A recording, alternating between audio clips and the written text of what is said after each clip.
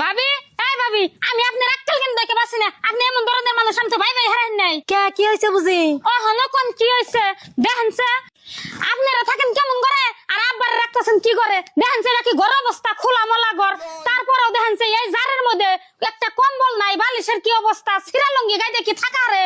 বরাদ্দ মরাদ্দ কইবেন না, আপনি জানেন কি না যাই নাই আপনি এক মূর্তি কে হকটা কওয়া ধরছেন। এনে জানার কি আছে? আমি যেটা দেখতাছি হেডে সে কইতাছি, আমি কি মিছা কথা কইতাছি? দিদি তুমি চুপ থাকো মা। সব থাকুম কে, সব থাকুম কে? তুমি এই ঘরে পয়সা গইলে মরলেও যে ভাই বউ তোমারে চাইয়াও দেখবো না।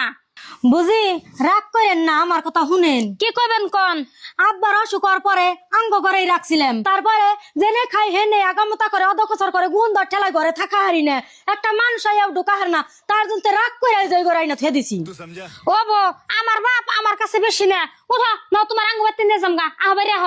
না বুঝি নিয়েন না, আপনার ভাইয়া যদি বিদেশ থেকে ফোন করে শুনে আপনার বাপের আপনি নিয়ে গেছেন গা, তাহলে আমার মাইরা বিনাশ করে হালাইবো। আমারে ফোন করে ডেইলি রাত্রে জিজ্ঞাসা করে আব্বা কি যত্ন আছে, আব্বারে কি যত্ন করো, আব্বারে কি চিকিৎসা পাতি করতাছ, ওষুধ পানি টাইম মতন খাওয়াইছ, এগুলা কথা প্রত্যেক দিনই জিজ্ঞাসা করে। আজকে যদি আপনি নিয়ে যান গা, ফোন করলে আমি তার কাছে জবাবই দিয়ে হারুম না।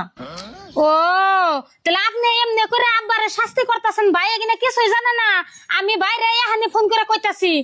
না বুঝি ফোন করেন না, ফোন করে যদি এনে কোন শুনলে আমার মাইরা বিনাশ করে হালাইবো।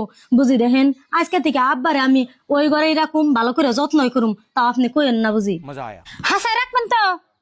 হ বুঝি আমি কথা দিলাম, আমি হাসাই যত্ন করে রাখুম। আর তো কোনোদিন আইনে এমনি দেখুন না। না বুঝি আমি আপনার সামনে আমি ওই ঘরে নিয়ে গেতাছি। হ নিয়ে যান, আগে পরে কি হয়েছে এখানে কোনো কিছু মনে রাখুন না, কিন্তু এখান থেকে আরো যদি কোনোদিন ফেলে দেখি তার বাদে ভাইয়ের কাছে সব কম। ধরেন বুঝি আব্বারে নাও। समझ रहे हो?